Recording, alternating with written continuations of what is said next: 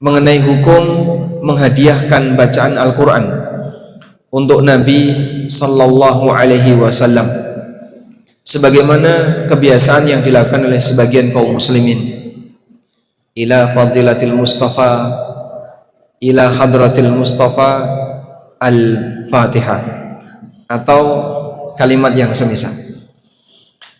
Imaduddin Ibnul Attar, yang beliau merupakan muridnya Imam An-Nawawi, penulis kitab Riyadhus Shalihin, dan bahkan sebagian ulama mengatakan kalau kamu kesulitan untuk membaca tulisan An-Nawawi, konsultasikan kepada Ibnu Attar, karena Ibnu Attar ini yang didiktekan, sehingga beliau paling paham tentang apa yang ditulis oleh gurunya An-Nawawi, Yahya bin Syaraf, penulis kitab Riyadhus Shalihin. Bagaimana penjelasan Ibnul Attar ketika beliau mendapatkan pertanyaan mengenai hukum orang yang menghadiahkan pahala bacaan Al-Quran untuk Nabi Sallallahu Alaihi Wasallam? Beliau menyampaikan bahwasanya membaca Quran min a'dhamil qurubat, termasuk di antara amal yang nilainya besar. Wa amma ihda'uhu lin Nabi Sallallahu Alaihi Wasallam falam yunqal min ahadin yu'taddu bihi. Adapun kebiasaan menghadiahkan bacaan Quran untuk Nabi Sallallahu Alaihi Wasallam tidak dinukil dari ulama yang perkataannya diakui. Artinya tidak dinukil dari para ulama ahlu sunnah sampai zaman Imaduddin Ibnul Attar. Lalu kata beliau, ma'anna aslal qira'ah hasilun lahu Sallallahu Alaihi Wasallam, meskipun pahala membaca Al-Quran yang dilakukan oleh setiap muslim, Rasulullah SAW turut mendapatkannya, karena beliaulah yang pertama kali mengajarkan itu. Wa kullu a'mali ummatihi fi mizanihi, dan seluruh amal saleh yang dilakukan oleh umat Islam ada di timbangan Nabi Sallallahu Alaihi Wasallam. Kenapa seluruh amal saleh kita Nabi Sallallahu Alaihi Wasallam turut mendapatkan pahalanya? Karena beliau yang pertama kali mengajarkannya, sehingga kita bisa sholat, kita bisa baca Al-Fatihah, kita bisa membaca Al-Quran, melakukan zikir A, zikir B, amalan A, amalan B, karena yang pertama kali ngajari adalah Rasulullah Sallallahu Alaihi Wasallam. Di posisi ketika beliau yang pertama kali mengajari, maka seluruh amal ketaatan kita masuk ke dalam timbangan amal Nabi Sallallahu Alaihi Wasallam. Disinilah ada ishtirakul ajri, ishtirak al ajri, kongsi pahala. Kongsi pahala bentuknya gimana? Orang yang beramal ternyata pahalanya tidak dia nikmati sendirian, tapi ada beberapa orang lain yang juga turut mendapatkan pahalanya. Siapakah mereka? Mereka adalah orang yang ikut terlibat dalam kegiatan pendidikan. Mereka adalah orang yang ikut terlibat dalam kegiatan pendidikan, sehingga siapapun yang punya peran dalam rantai kegiatan pendidikan, maka dia akan berkongsi pahala, berserikat dalam pahala dengan ketaatan yang dilakukan oleh seluruh anak didiknya. Ada yang bilang seperti ini, Pak, katanya Pak, kata siapa tidak tahu, tapi katanya ya, bahwa kalau kita menghadiahkan pahala untuk Nabi SAW, itu ibarat kita mengisi sebuah tandon ya, tandon pahala. Tahu tandon ya? Tempat penampungan air. Nah, saat kita mengisi tandon itu, jika kita banyak mengisi, nanti lama-lama akan luber. Ketika tandon itu luber, maka luberan tadi akan mengenai kita yang berada di bawahnya. Analogi semacam ini tidak bisa diterima. Pertama, ini jelas tidak ada dalilnya. Itu hanya akal-akalan sebagian orang, sehingga dia membuat sebuah analogi. Makanya tadi saya sebut katanya ya. Kata siapa wallahu alam, tapi ini ma'ruf di tengah masyarakat Apakah analogi seperti ini bisa diterima? Kita jawab, analogi seperti ini nggak diterima. Pertama, jelas tidak ada dalilnya. Yang kedua, analogi ini berarti menyimpulkan ada pahala Nabi SAW yang hilang. Dari mana? Ketika itu luber, berarti kan ada yang hilang. Padahal dalam banyak ayat Allah Subhanahu wa taala mengatakan innallaha la yudhi'u ajral muhsinin. Allah tidak menyia-nyiakan pahala orang yang telah berbuat baik. Innallaha la yudhi'u ajral muhsinin. Innallaha la yudhi'u ajral mu'minin. Allah tidak menyia-nyiakan pahala orang yang beriman. Sehingga jika ada analogi bahasanya tandon itu luber karena saking banyaknya pahala yang dimasukkan ke situ, kemudian ada yang keluar, berarti ini sama dengan menuduh tampungan amal Nabi SAW terbatas.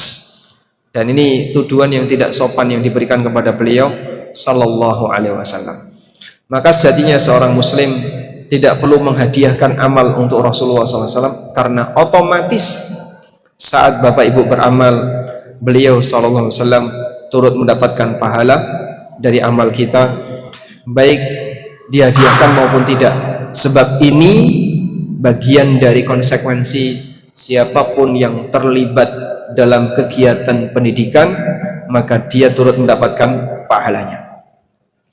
Karena itu para ulama menjelaskan berkaitan dengan hadis riwayat Muslim, Rasulullah Sallallahu Alaihi Wasallam bersabda, idza matal insan inqata'a amaluhu illa min thalathah.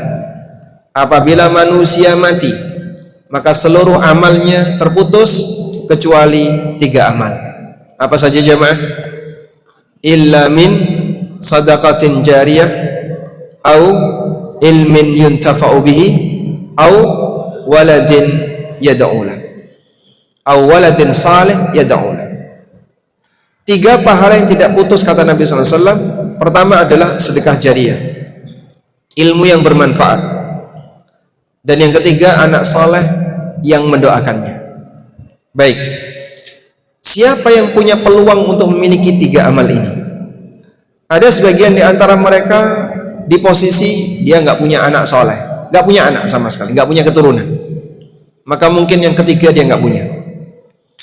Ada yang dia nggak punya harta, sehingga dia nggak bisa sedekah jariyah. Ada yang nggak bisa mengajarkan ilmu agama. Terbayang Pak, ketika ada orang tidak punya anak, tidak punya harta yang bisa digunakan sedekah jariyah, dan tidak punya ilmu agama yang bisa diajarkan kepada orang lain, kira-kira dia punya apa? 3 ini dia nggak punya. Tapi ada sebagian di antara mereka punya harta, nggak punya anak, nggak punya ilmu, dia bisa sedekah jariyah. Ada yang punya ilmu, nggak punya harta, dia bisa mengajarkan agama. Ada yang cuma punya anak, nggak punya harta, nggak punya ilmu, dia bisa berharap doa dari anaknya.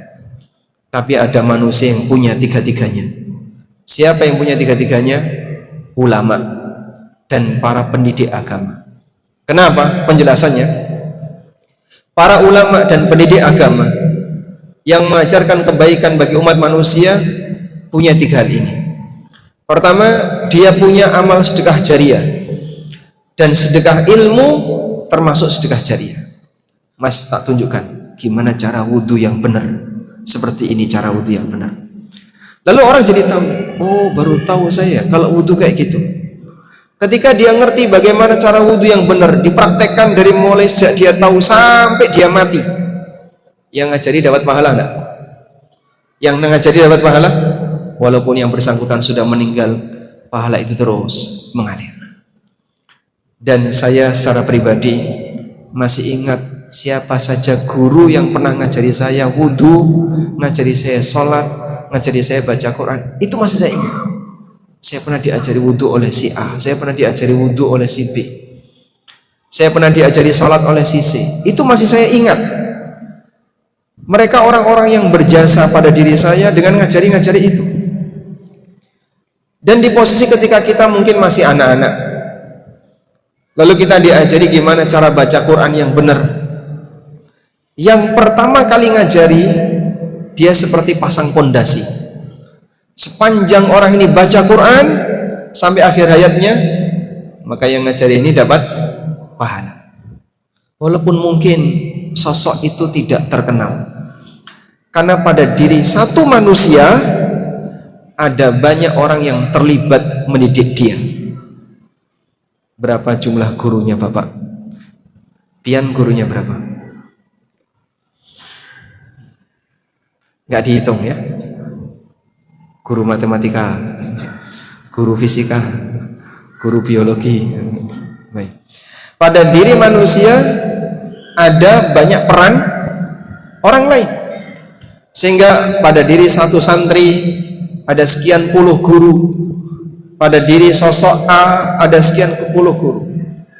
Ketika orang ini menjadi orang besar, orang kibar, misalnya setingkat ulama internasional, di mana suaranya didengar oleh banyak orang, dan dia orang yang taat beragama, maka puluhan orang tadi turut dapat pahala.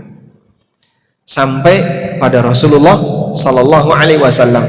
Disinilah kita bisa melihat pengaruh dari sedekah ilmu, yang itu bisa menjadi sedekah jariyah. Yang kedua, au ilmin yuntafa'u bihi, ilmu yang bermanfaat. Jelas ulama dan orang yang mengajarkan ilmu agama berarti dia memberikan ilmu yang bermanfaat bagi orang lain, yang pahalanya terus mengalir. Yang ketiga, awaladin saleh yad'ulah, atau anak soleh yang mendoakannya. Kalau ada ulama yang nggak punya anak, gimana Pak? Muridnya adalah anaknya. Ini yang diistilahkan oleh para ulama dengan al-ubuwah ad-diniyah, status bapak karena latar belakang agama. Sebagaimana yang pernah disabdakan Nabi Muhammad SAW, ana bimanzilati abi lakum u'allimukum dinakum. Aku seperti bapak kalian, karena aku yang ngajari agama kepada kalian. Maka guru kita adalah bapak kita. Sehingga murid yang saleh, dia membalas jasa baik gurunya dengan cara mendoakan. Allahumma gfir li masyayikhina, ya Allah ampunilah guru-guru kami, wa asatidina, ampunilah para ustadz-ustadz kami. Anda bisa baca seperti itu sebagai bentuk balas budi untuk orang yang pernah mengajarkan agama kepada kita. Sebagaimana anak yang saleh, dia tidak pernah melupakan jasa orang tuanya, maka dia doakan orang tuanya setiap saat. Murid yang saleh tidak pernah melupakan jasa gurunya, dia doakan gurunya setiap saat. Imam Ahmad bin Hanbal rahimahullah, beliau punya kebiasaan setiap salat mendoakan siapa? Imam Asy-Syafi'i. Sehingga saat salat atau ketika selesai salat, beliau membaca Rabbighfirli wali walidayya wali Syafi'i, ya Allah ampunilah aku, kedua orang tuaku, dan Imam Asy-Syafi'i. Di posisi inilah ketika seorang murid yang saleh, dia ingat gurunya lalu mendoakan gurunya, maka bisa jadi jumlah anaknya lebih banyak daripada anak nasab. Bisa jadi jumlah anak murid lebih banyak daripada anak nasab. Nabi Muhammad SAW tidak punya anak laki-laki nasab yang hidup, bertahan hidup sampai beliau wafat. Semuanya meninggal sebelum beliau SAW wafat. Beliau punya anak nasab yang bertahan hidup dari anak perempuan, Fatimah radhiyallahu anha atau Zainab radhiyallahu anha. Namun kita semuanya adalah anak-anak dari sisi karena beliau mengajari kita, maka kita diajarkan oleh Allah Subhanahu wa taala, ya ayyuhalladzina amanu sallu alaihi wa sallimu taslima. Wahai orang yang beriman, berikanlah salawat dan salam untuk beliau sallallahu alaihi wasallam. Itu doa kita untuk beliau sallallahu alaihi wasallam. Baik, kaitannya dengan ini jamaah, maka siapapun bisa berlomba untuk mengambil peran dalam pendidikan.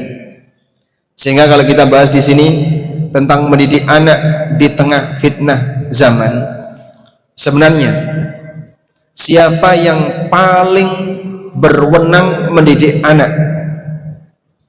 Jawabannya orang tuanya. Baik, saya minta angkat tangan.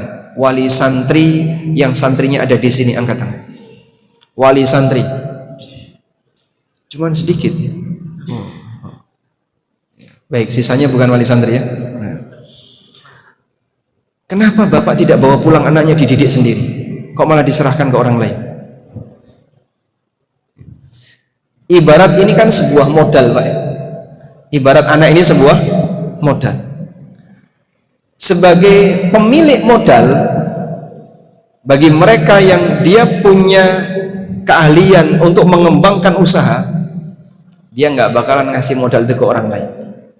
Mana modalnya? Tak kembangkan sendiri. Karena dia bisa mengembangkan usaha itu. Paham, Pak? Saya ulangi ya. Anak ini seperti modal. Mereka adalah amanah yang Allah berikan kepada Anda, dan mereka bisa dijadikan apapun sesuai selera orang tua. Sebagaimana pesan Nabi SAW, kullu mauludin yuladu alal fitrah. Setiap anak dilahirkan dalam kondisi membawa fitrah. Fa'abawahu ayyuhawwidanihi au yunassiranihi au yumajjisanihi. Lalu kedua orang tuanya yang membuat anak itu jadi Yahudi, jadi Nasrani, atau jadi Majusi. Artinya dia seperti gelas kosong. Lalu gelas ini akan jadi warna apa? Tergantung orang tua yang ngisi. Jika Anda merasa gelas kosong ini akan saya kuasai karena dia adalah investasi saya di akhirat, maka kalau Bapak punya kemampuan untuk mengelola modal itu sendiri, Anda tidak akan kasihkan ke orang lain. Anda bawa pulang, anak saya akan saya didik sendiri, biar nanti amal dia jadi amal saya. Setuju, Pak? Berarti nanti anaknya bawa pulang ya. Baik. Cuman ya, karena mungkin banyak kaum muslimin yang memiliki aneka kesibukan. Saya harus bekerja, Pak Ustadz. Saya harus ini, saya harus ini, saya harus ini. Di saat yang sama, saya tidak punya kemampuan tentang ilmu agama. Saya nggak punya kemampuan untuk ngajari anak saya baca Quran. Tidak punya kemampuan ngajari anak saya tentang tauhid yang benar. Saya tidak punya kemampuan tentang itu. Maka kita titipkan ke orang lain. Sudah? Berbiaya atau gratis? Kalau gratis 100% amal anak Anda dimiliki orang lain. Tapi kalau Anda mengeluarkan biaya, berarti kita kongsi. Tolong Pak Ustadz, Ustadz saya bayar ajari anak saya. Berarti kita kongsi pahala. Sehingga pada diri anak Anda sekian persen punya orang tuanya, sekian persen punya ustadznya. Saya mau tanya, yang wali santri ya, baik untuk yang tinggal di Mahat ini atau di pondok yang lain, Bapak lebih senang mana? Anaknya dibiayai sendiri atau dapat beasiswa? Kita tanya, wali santri Pak, wali santri lebih senang mana? Dibiayai sendiri atau dapat beasiswa? Dibiayai sendiri. Bapak?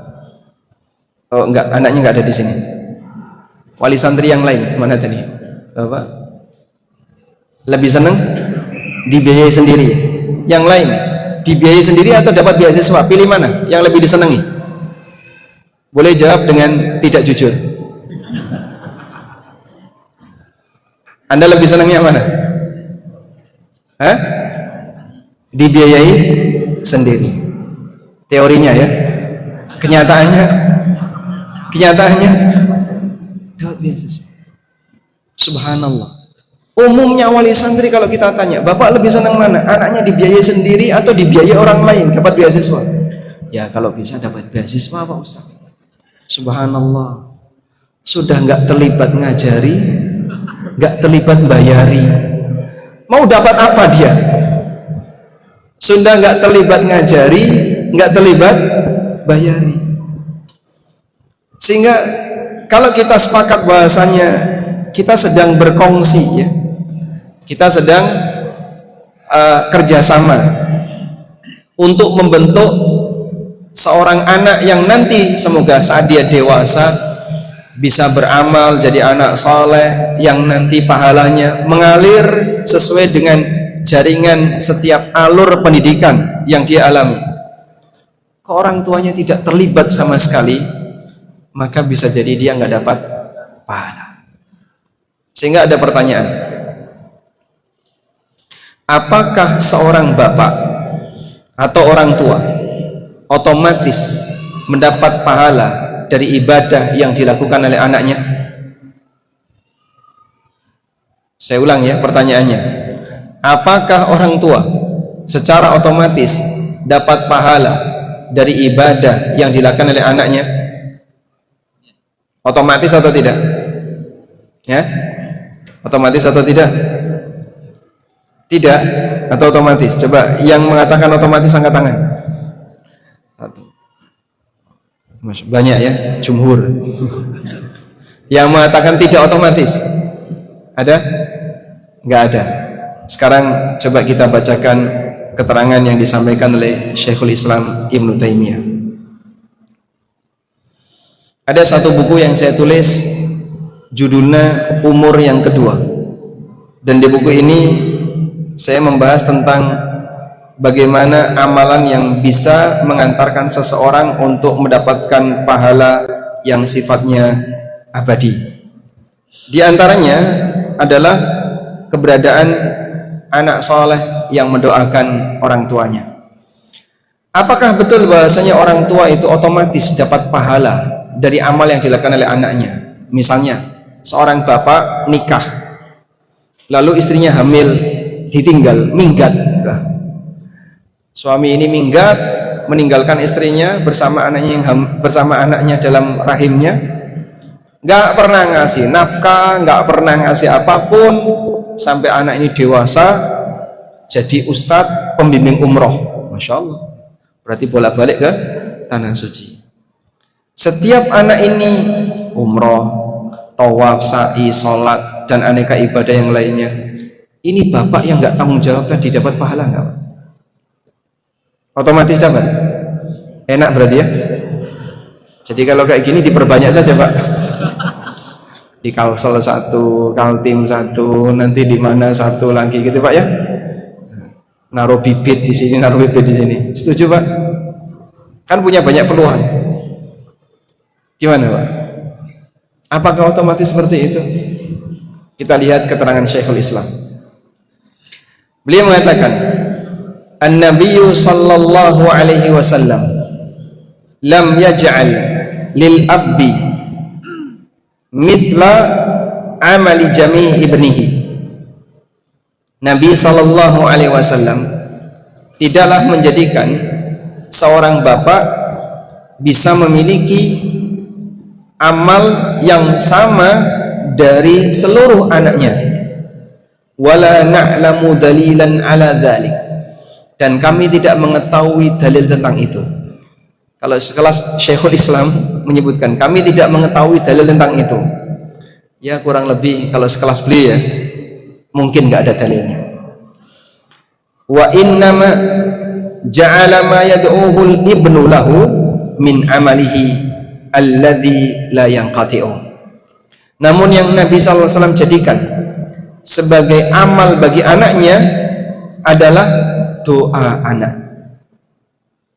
Yang Nabi SAW sebutkan adalah awwaladin salih yad'ulah. Nabi SAW tidak bersabda awwaladin salih ya'malulah atau awwaladin salih yuti'ullah, atau anak soleh yang beramal, anak soleh yang taat kepada Allah. Beliau tidak bersabda demikian. Tapi yang beliau sabdakan adalah anak soleh yang mendoakannya. Artinya apa? Posisi otomatis tadi nggak berlaku. Yang benar gimana pak? Kalau anak ini mendoakan orang tuanya, itulah yang bisa menjadi amal, tabungan amal bagi orang tua. Tapi kalau anak ini tidak pernah mendoakan orang tuanya, maka Tidak ada istilah amal anak soleh ini otomatis jadi tabungan orang tuanya. Sehingga siapa yang bisa mendapatkan tabungan dari amal anak ini? Guru yang ngajari. Kalau orang tuanya ikut terlibat, berarti dia kongsi. Tapi kalau orang tuanya nggak ikut terlibat, sudah nggak ngajari, nggak bayari, di mana dia punya peluang untuk berkongsi dalam pahala? Baik, Ustadz, di sini yang SPP nunggak banyak nggak? Lumayan banyak. Beberapa. Masya Allah, alhamdulillah. Tapi ini jadi penyakit semua ma'had, Pak. Di Jawa itu banyak sekali pondok pesantren yang SPP-nya nunggak. Kok bisa Pak nunggak? Nggak tahu itu orang Kalsel. Jadi titip anak di pesantren, tapi dia sendiri juga nggak semangat untuk bayari. Di posisi yang sama, terkadang dananya dipakai yang lain. Sampai ada kasus ya, dia naruh anaknya di SD 6 tahun. Dari mulai kelas 1 sampai kelas 6 gak pernah bayar SPP. Begitu mau lulus dilunasi, Pak.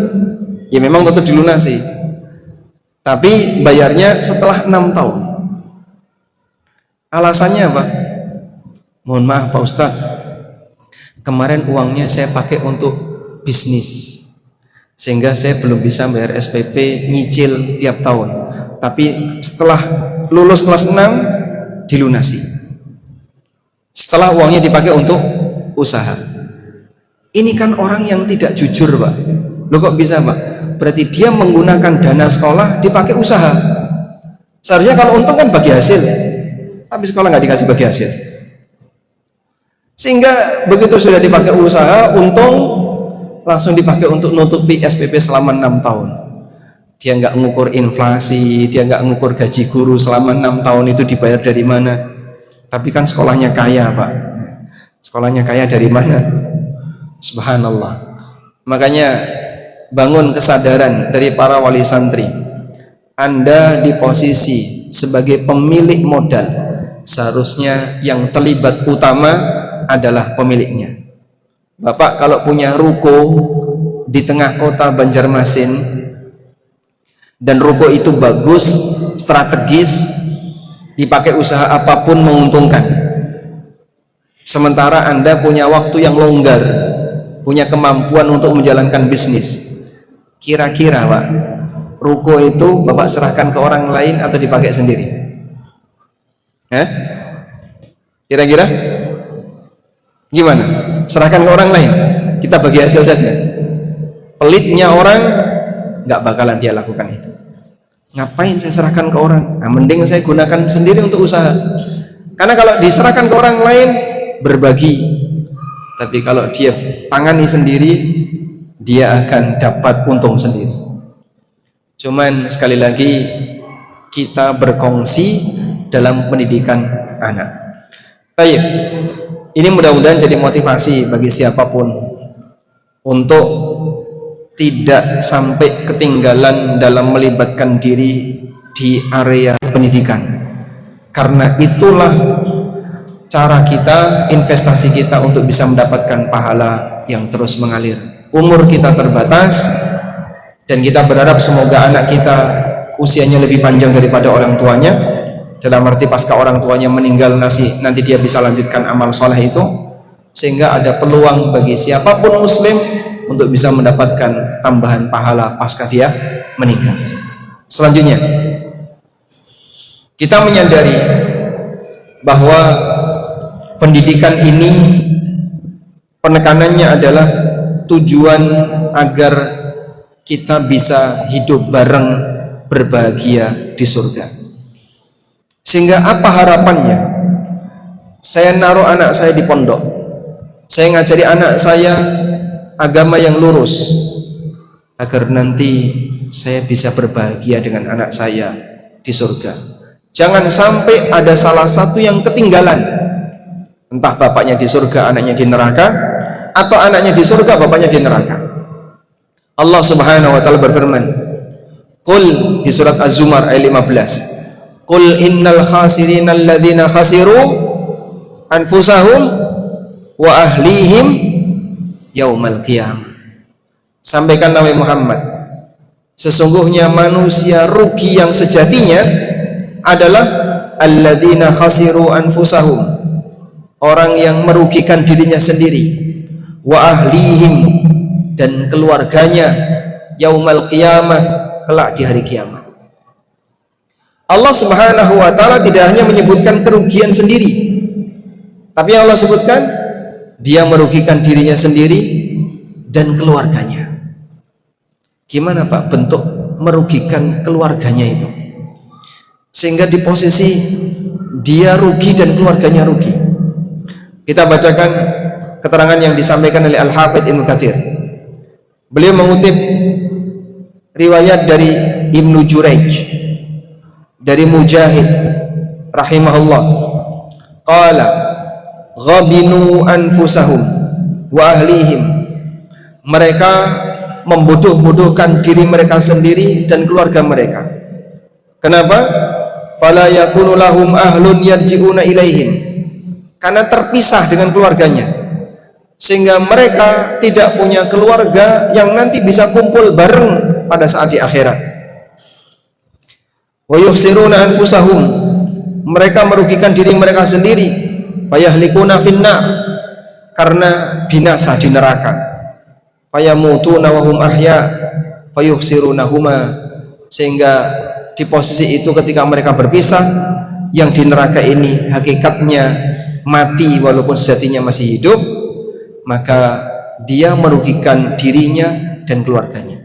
Baik, maksudnya adalah kenapa disebut oleh Allah merugikan dirinya dan keluarganya?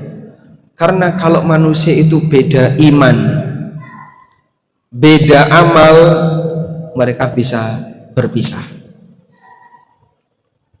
Kebalikannya, saat orang itu sama iman dan sama amal, mereka bisa bersatu di hari kiamat dalam kebahagiaan.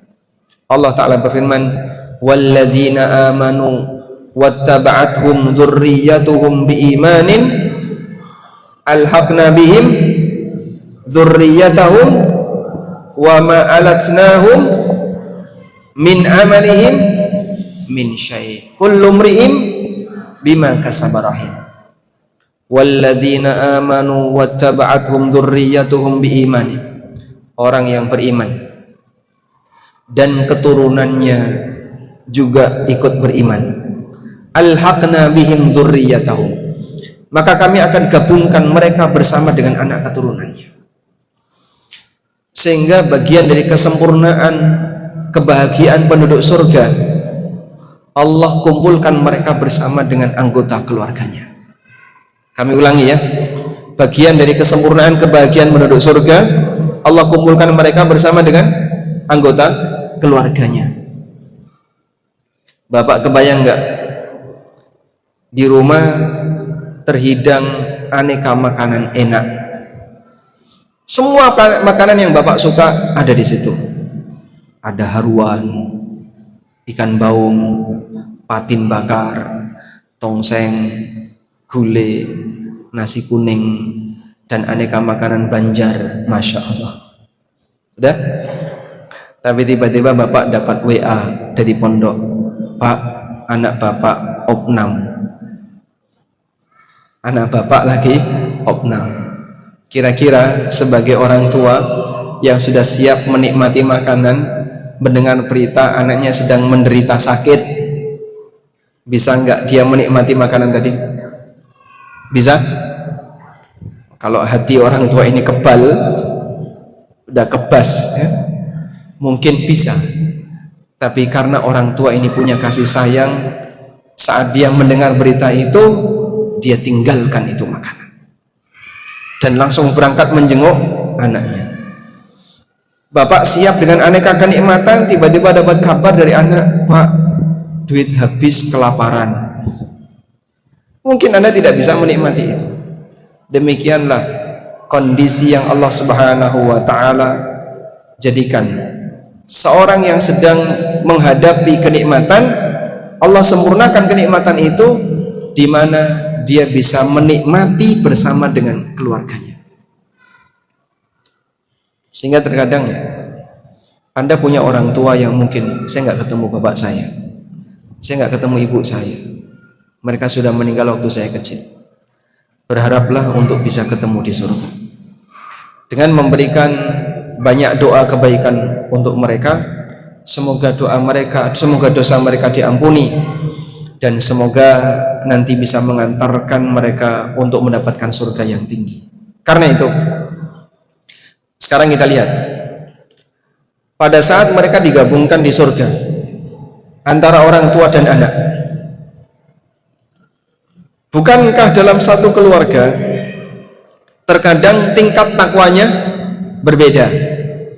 Lalu bagaimana cara Allah Subhanahu wa taala menggabungkannya? Karena takwanya beda, maka derajat di surganya berbeda. Takwa yang berbeda, derajat di surganya akan berbeda. Ada yang lebih tinggi, ada yang lebih rendah. Ketemunya gimana, Pak? Derajatnya beda. Ada dua kemungkinan. Ada berapa? Dua kemungkinan. Kemungkinan yang pertama, yang berada di surga yang lebih tinggi diturunkan oleh Allah ke surga yang lebih rendah agar bisa ketemu dengan keluarga yang ada di surga lebih rendah. Jadi misalnya ya, bapaknya di surga grade 10, anaknya di surga grade 5. Lalu Allah Subhanahu wa taala menurunkan bapaknya, aku ingin mempertemukan kamu dengan anakmu di grade 5, maka kamu harus turun ke grade 5. Mungkin nggak seperti ini, Pak? Mungkin atau tidak? Mungkin atau tidak ya tulab? Ya? Mungkin. Berarti gara-gara anaknya, bapaknya turun derajat. Seperti ini tidak mungkin. Kenapa tidak mungkin? Allah tegaskan di lanjutan ayat, wa ma alatnahum min amalihim min syai'. Kami tidak mengurangi amal mereka sedikit pun. Makna kami tidak mengurangi amal mereka adalah yang dapat surga lebih tinggi nggak mungkin diturunin ke bawah. Berarti yang mungkin yang kedua, yang di bawah dinaikkan ke atas. Yang di bawah dinaikkan ke atas. Sehingga mereka yang berada di bawah dipertemukan dengan keluarganya yang berada di grade lebih atas. Karena Allah ingin memberikan kebahagiaan kepada mereka dengan cara dipertemukan di surga. Maksudnya begini, Pak. Coba kita renungkan bersama ya. Kita ini mengenal Islam setelah usia sekian. Ada yang baru tahu tentang kajian tauhid di usia 50 tahun, di usia 40-an tahun. Di masa silam dia punya pengalaman yang berwarna-warni. Ada yang gelap gulita, ada yang remang-remang, ada yang coklat butek dan seterusnya. Dulu saya, Pak, pemain jimat, dulu saya pernah dukun, dulu saya seneng klenik, dulu saya pernah berbuat syirik, dulu saya pemain riba, dulu saya peminum khamr, dulu saya ini, dan aneka kenangan kelam di masa silam. Alhamdulillah sekarang saya sudah tobat. Selanjutnya saya berharap anak saya lebih bersih daripada bapaknya. Semoga ketika anak saya lebih bersih, nggak pernah bersentuhan dengan kesyirikan, nggak pernah bersentuhan dengan klenik, dengan jimat, dengan aneka pelanggaran-pelanggaran dalam masalah akidah, nggak pernah bersentuhan dengan riba. Coba para santri yang kelas 7, irfa'u aidikum, kelas 7. Nah, sudah pernah transaksi riba belum? Hah? Yang benar? Belum. Baik, yang kelas 12 sudah pernah transaksi riba? Riba itu apaan, Pak Ustaz? Gak ngerti riba mereka. Kalau rabi ngerti nggak? Nggak ada bahasa Banjar rabi. Oh, nggak ada. Baik. Mereka ini putih, Pak. Lihat bajunya ya, Masya Allah ya. Jadi yang orang tuanya dulu banyak melakukan transaksi riba, harta haram diambil, anaknya semoga lebih bersih daripada bapaknya. Dan mudah-mudahan ketika anak ini lebih bersih, Allah jaga sampai akhir hayatnya, lalu dia bisa mendapatkan surga yang lebih tinggi, bisa ngatrol orang tua. Jadikan itu sebagai cita-cita. Jadi para santri, tayyib, Mas Mukal Karim, Hanif, ya Hanif, hadiah apa yang mau Anda anugerahkan untuk orang tua?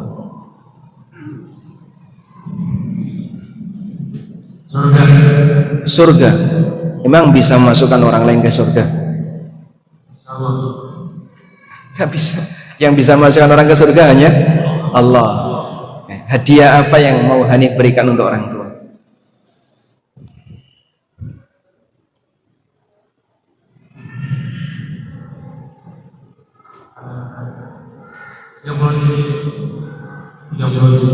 Hafalan 30 juz.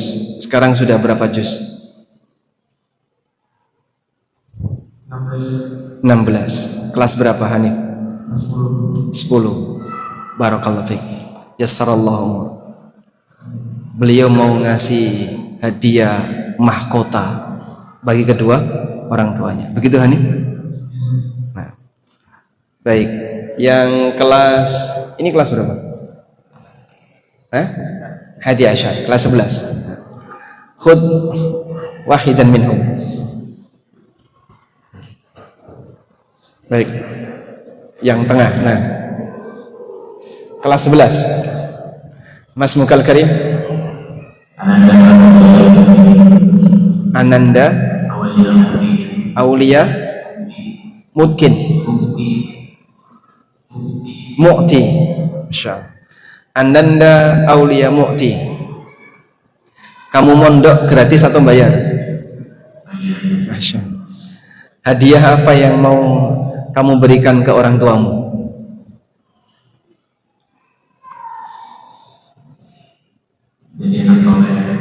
Menjadi anak soleh. Lalu berbakti kepada orang tua sampai meninggal. Yang meninggal yang mana? Barakallahu fiik. Mereka punya harapan-harapan besar yang subhanallah, ketika itu terwujud dalam bentuk bisa ngatrol orang tuanya, mungkin mereka tidak bisa ngasih hadiah berupa rumah untuk orang tuanya, mungkin mereka tidak bisa ngasih hadiah memberangkatkan bapaknya umroh atau haji, tapi mereka berharap bisa ngasih hadiah berupa pahala di akhirat melalui doa yang mereka baca, bacaan Al-Quran yang mereka lantunkan. Sehingga inilah bukti nyata investasi besar yang ada pada anak. Maka dukungan bagi siapapun yang ingin mengembangkan investasi ini lebih maksimal, arahkan mereka bagaimana caranya untuk bisa menjadi orang-orang yang selalu berjasa dan bermanfaat bagi umat. Sampai Ibnul Jauzi rahimahullah dalam Talbis Iblis, beliau pernah memiliki sebuah pernyataan. Kata beliau rahimahullah, jima'un hasala minhu mithlal imam Syafi'i wa Ahmad afdalu min ibadati alfisana. Hubungan badan yang menghasilkan manusia sekelas Imam Syafi'i, sekelas Imam Ahmad lebih afdal daripada ibadah 1000 tahun. Karena ketika terlahir manusia seperti ini kemudian menghasilkan sebuah karya besar bermanfaat bagi manusia dan umat, alhamdulillah orang seperti ini akan menjadi tabungan berharga bagi orang tuanya.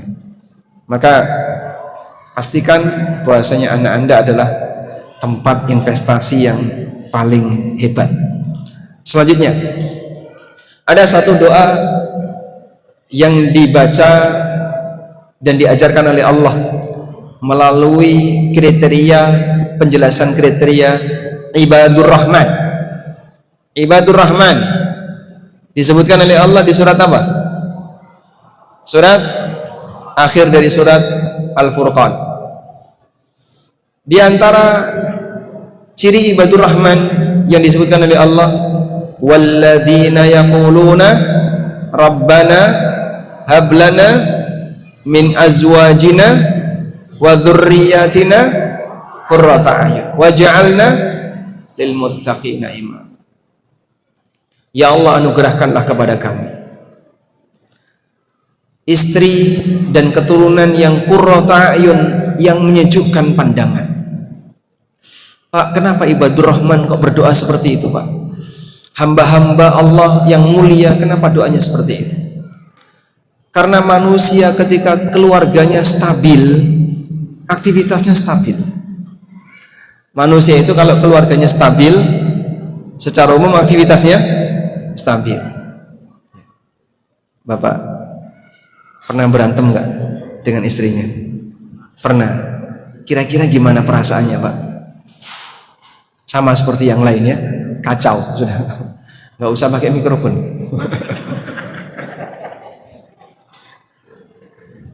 Jadi orang ketika keluarganya nggak stabil, saat dia beraktivitas di luar mungkin dia nggak bisa stabil, ibadahnya terganggu, aktivitasnya terganggu karena dia nggak stabil. Tapi kalau keluarganya stabil, maka dia bisa beraktivitas yang lain dengan cara yang produktif, yang lebih baik. Karena itu mereka berdoa kepada Allah agar menjadikan anak dan istrinya sebagai qurratu a'yun. Dan qurratu a'yun seorang mukmin adalah ketika istri dan anaknya satu frekuensi ketaatan bersama dia. Dia melihat anaknya berbuat ketaatan, dia melihat istrinya berbuat ketaatan, sebagaimana ketaatan yang dia lakukan. Itulah qurratu a'yun sejati yang dimiliki oleh seorang mukmin. Dalam kondisi inilah seorang yang beriman, dia berdoa kepada Allah agar dijadikan istri dan anaknya sebagai qurratu a'yun, maksudnya adalah sebagai pendukung, partner kebaikan di keluarga, sebagai partner kebaikan di keluarga. Waj'alna lil muttaqina imama, dan jadikanlah kami imam bagi orang yang bertakwa. Jadikanlah kami imam bagi orang yang bertakwa. Imam bagi orang bertakwa, berarti yang bertakwa siapa? Imamnya atau makmumnya? Jadikanlah kami imam bagi orang yang bertakwa, berarti yang bertakwa siapa di sini? Imam atau makmum? Makmumnya. Kalau makmumnya bertakwa, seharusnya imamnya gimana? Lebih bertakwa. Berarti boleh nggak kita ini, Pak, berdoa seperti ini, Pak? Jadikanlah kami pemimpin bagi orang yang bertakwa. Saya lihat diri saya belum bertakwa, masa saya bisa jadi pemimpin orang bertakwa, Mas? Apa nggak berlebihan itu? Ini doa berlebihan atau tidak? Ya? Apakah ini doa berlebihan? Jadikanlah kami pemimpin bagi orang bertakwa, kita sendiri juga belum bertakwa. Saya tanya ya, coba bapak-bapak dan para santri semuanya yang merasa bertakwa angkat tangan. Yang merasa bertakwa angkat tangan. Bertakwa. Santri yang merasa bertakwa angkat tangan. Ada bapak-bapak yang merasa bertakwa, Pak? Boleh pulang duluan. Ada? Sehingga kita semuanya sepakat tidak boleh merasa bertakwa, dan kita merasa diri kita ini kurang dalam takwa. Lalu gimana maksud jadikanlah aku sebagai pemimpin orang yang bertakwa, sementara kita merasa diri kita belum bertakwa? Ada satu tafsir yang pernah disampaikan oleh Imam Mujahid bin Jabir dalam kutipan yang disebutkan oleh Ibnu Qayyim di risalah beliau, judulnya Risalah Ibnu Qayyim ila ahadi ikhwanihi, suratnya Ibnu Qayyim kepada salah satu temannya. Beliau mengatakan, qala Mujahid waja'alna lil muttaqina imama, ay waja'alna mu'tammina bil muttaqin muqtaddina bihim. Jadikanlah kami orang yang bermakmum di belakang orang yang bertakwa, dan mengikuti orang yang bertakwa. Loh, kok malah tafsirnya dibalik? Bukankah bunyi ayatnya jadikanlah kami imam bagi orang bertakwa? Tapi tafsirnya Mujahid, jadikanlah kami makmumnya orang yang bertakwa. Berarti tafsirnya apa? Dibalik. Lalu kata Ibnu Qayyim rahimahullah, wa hadza min tamami fahmi Mujahidin rahimahullah, dan ini bagian dari kesempurnaan, bagian dari kepandaian Mujahid rahimahullah.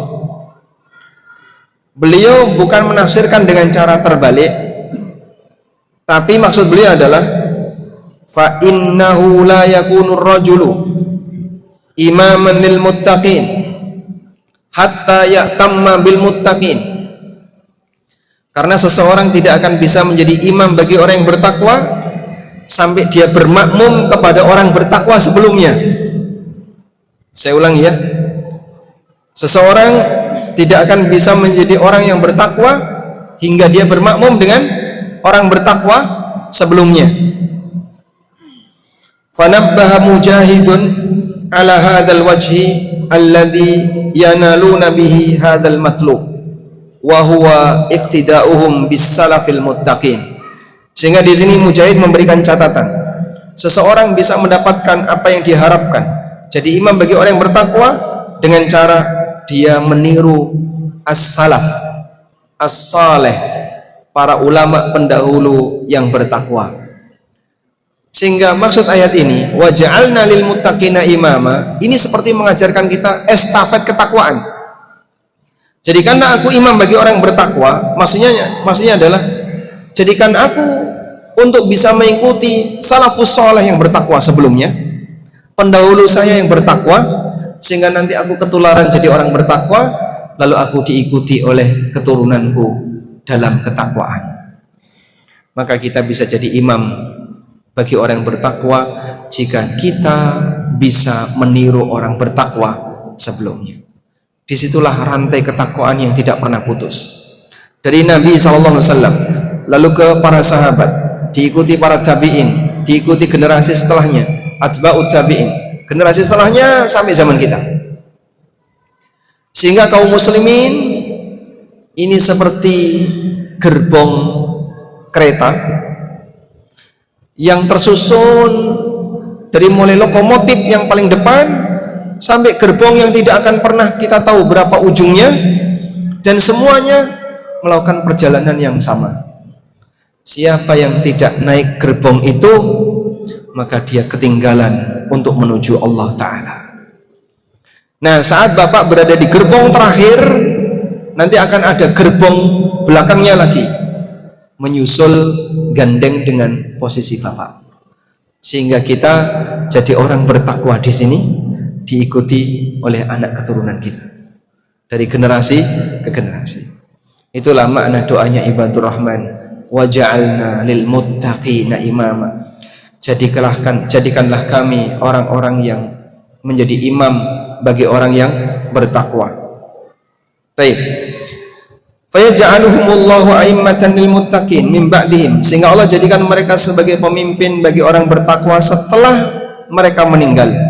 Wa hadza min ahsanil fahmi fil Quran, dan ini bagian dari, kata Ibnu Qayyim, pemahaman yang baik terkait Al-Quran. Wa altafahu laisa min babil qalbi fi syai', dan tafsir yang demikian jeli bukan karena menggunakan metode berkebalikan, tapi karena demikianlah konsekuensinya. Baik.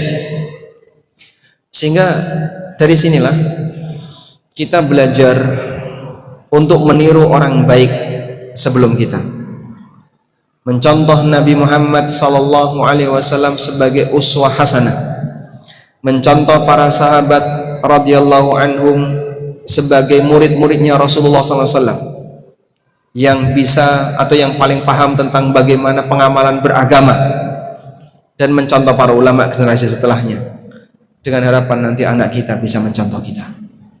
Nah, baik. Selanjutnya, lalu apa kaitannya dengan zaman fitnah?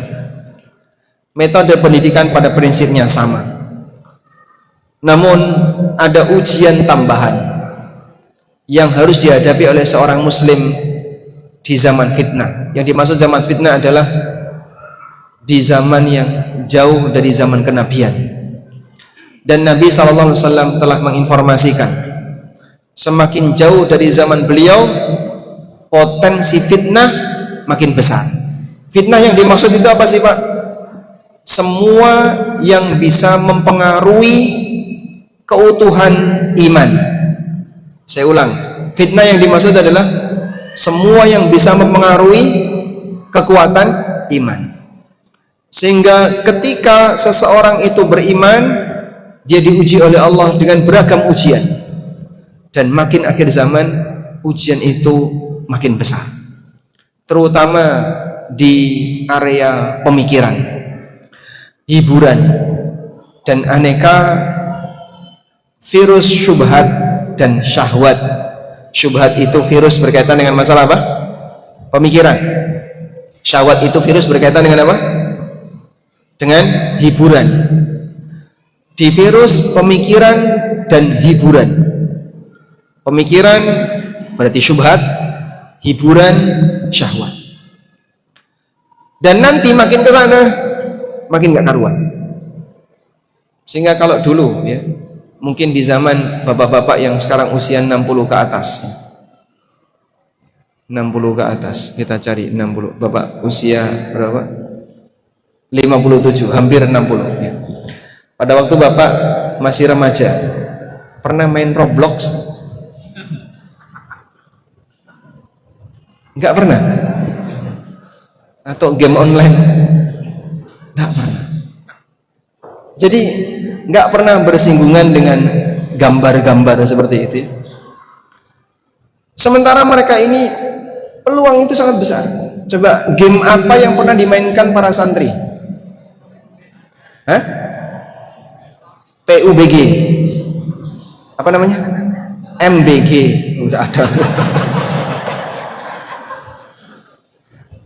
PUBG. Ada apa lagi? Roblox pernah. Nah, terus apa lagi? Hah? Saya kok agak ketinggalan nih istilahnya. Tayyib. Apa nama gamenya? MM. Itu baru. Mereka mengenal hal baru yang zaman kita tidak ada.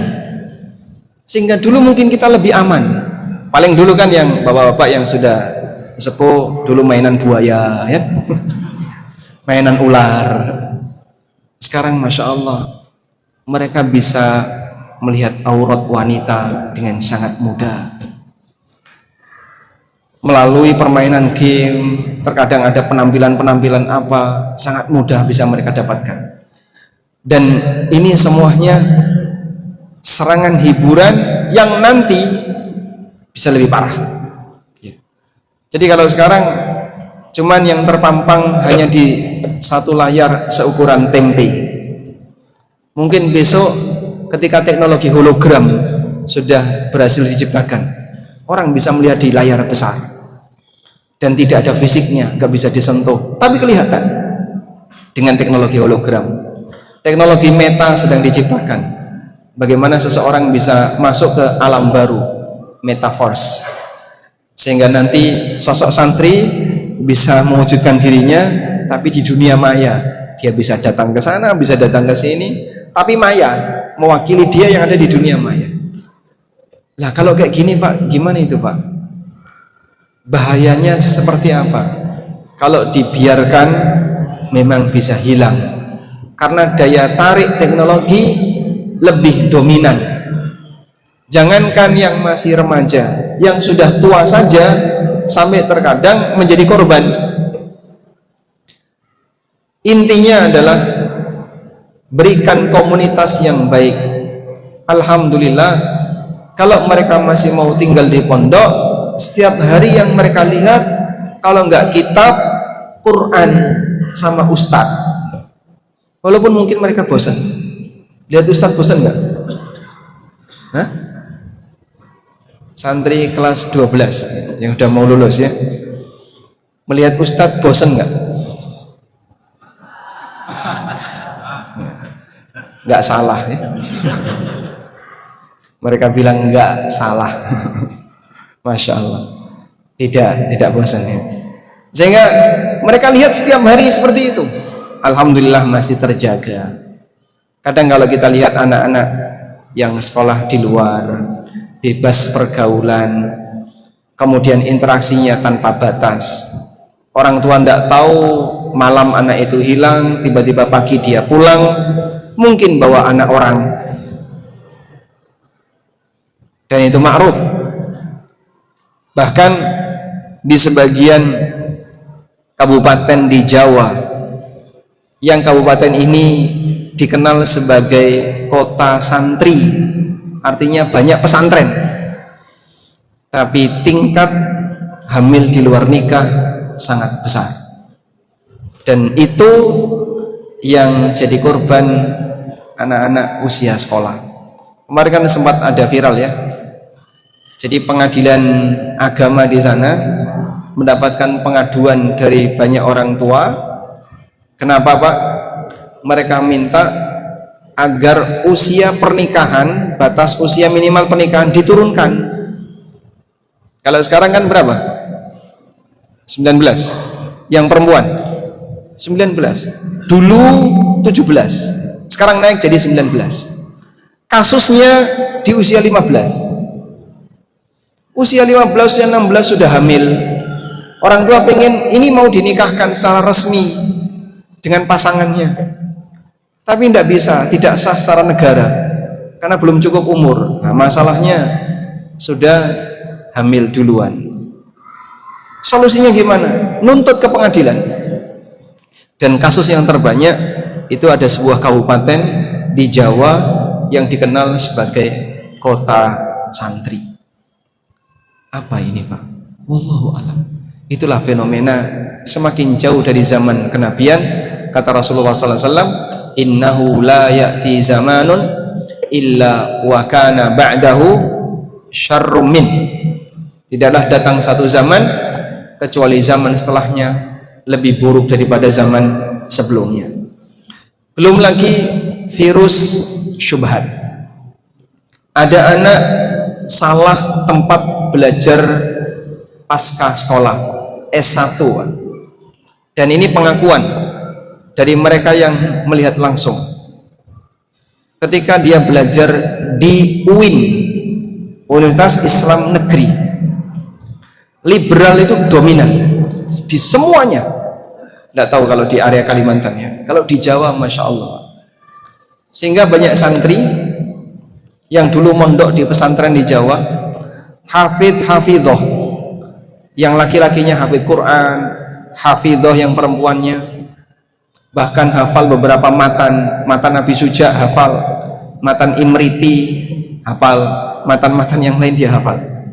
Begitu sampai di kampus seperti ini, kena pengaruh virus liberal, akhirnya mereka menganggap tidak ada Tuhan. Jadi menjadi orang anti Tuhan, anti agama pasca interaksi dengan yang lain. Maka setelah dipupuk dengan baik di tempat yang baik, saat mereka keluar tolong jaga baik-baik. Pondok melepas di usia berapa tahun?